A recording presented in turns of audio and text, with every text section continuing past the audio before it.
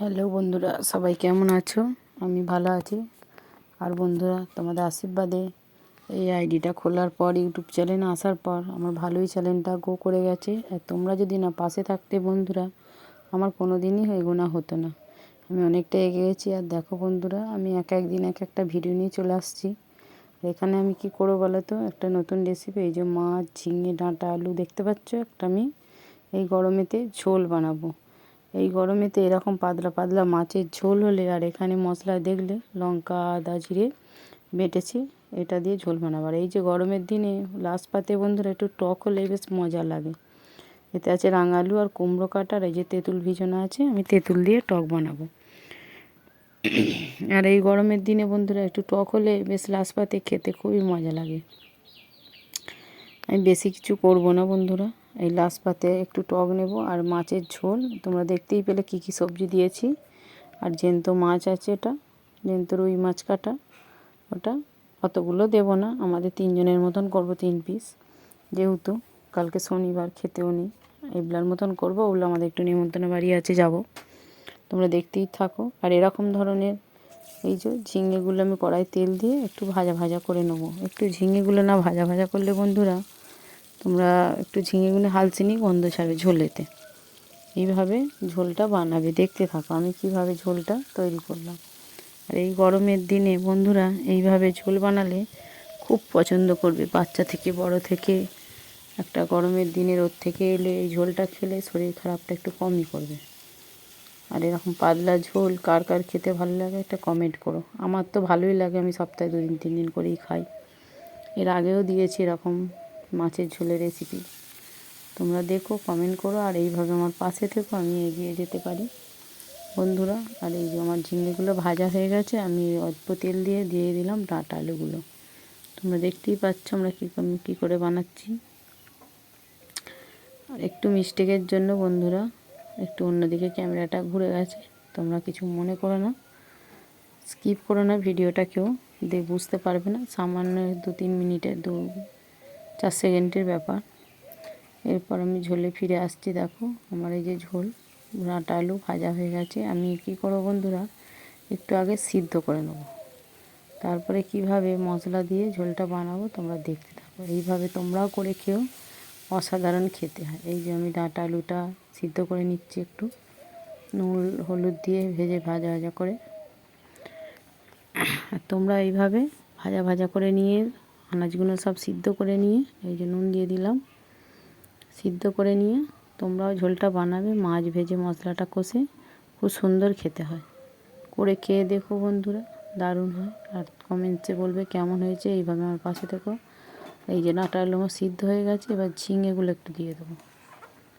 তোমরা দেখতেই পাচ্ছ ডাঁটা আলুগুলো আমার সিদ্ধ হয়ে এসেছে।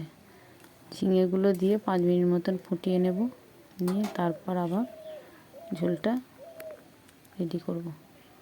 ঝিঙেগুলো ভাজা ছিল, দিয়ে দিলাম। এরপরে বন্ধুরা তারপরে কেমন করে ঝোলটা লাস্টে করব তোমরা দেখতে থাকো। অসাধারণ হয়েছিল ঝোলটা, আমি খেয়েই তোমাদের ঘরে পাঠালাম। যেহেতু আমি সকালে ভিডিওটা করেছি, বিকালে ছাড়ি, যার কারণে বলেই দিলাম যে অসাধারণ হয়েছিল ঝোলটা। আর ঝোলে কি মশলা বন্ধুরা, তেজপাতা 5 ফোড়ন, লঙ্কা দেবে ফোড়নে। তোমরা দেখতেই পাবে আমি কী কী দিয়ে ঝোলটা সাঁতলালাম। আর এখানে আমি ভেজে নেব মাছ 3 পিস। দেখতেই পাচ্ছ কড়াই তেল দিয়ে দিচ্ছি, ঝোল নাবিয়ে একটু নুন দিলাম। কেন দিলাম বলো তো বন্ধুরা, একটা চমক, মাছগুলো তাহলে গায়ে গায়ে একটাও জড়াবে না। তোমরা দেখতে থাকো, মাছটা ভাজছি আমি, একটাও জড়াবে না, একটা একটা হয়ে থাকবে। কেন মাছের ছালের সঙ্গে তো মাছটা জড়িয়ে যায় ভাজতে গেলে, এটা একদম জড়াবে না।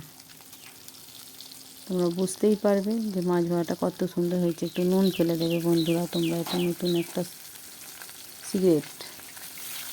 তেলটা গরম হয়ে গেলে একটু নুন ফেলে দেবে, তাহলে দেখবে মাছগুলো এই যে দেখো একটাও আমার মাছ জড়ায়নি, কড়াতেও কামড়ে যায়নি, আর বন্ধুরা গায়ে গায়েও কারোর সঙ্গে কারো জড়ায়নি।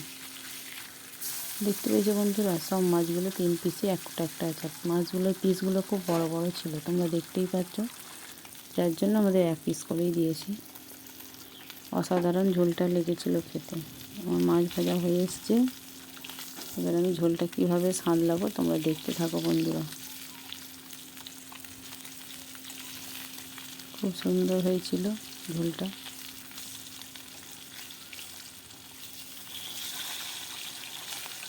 আর বক বক করবো না, তোমরা দেখতে থাকো ঝোলটা, নাহলে বুঝতে পারবে না।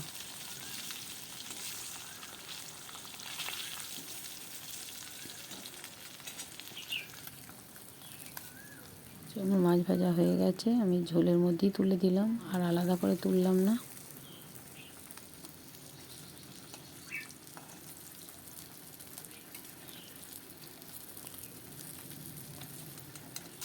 আমি একটা একটা করে মাছগুলো তুলে নেব।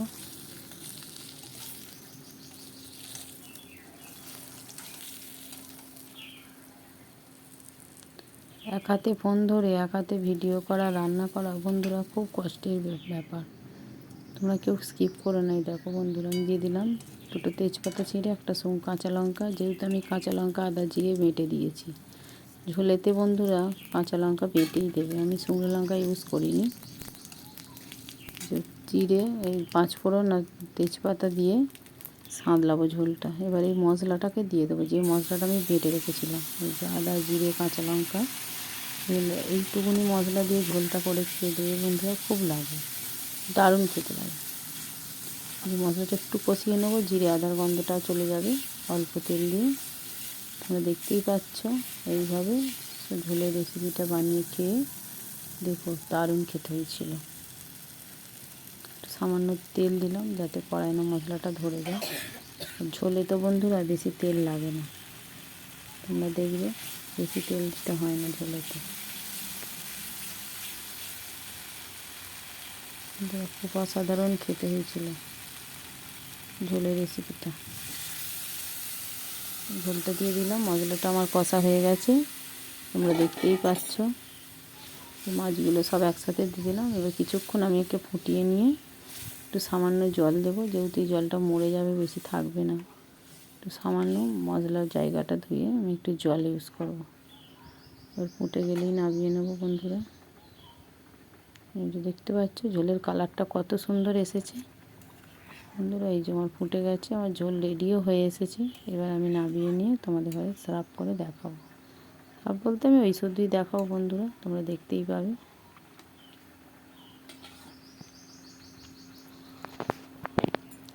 সবাই ভালো থেকো, সুস্থ থেকো, আর আমার পাশে থেকো। ছোটো ছোটো কমেন্ট আমাদের ভালো লাগে, আমার ছোটো ছোটো কমেন্ট করো যে কেমন হয়েছে।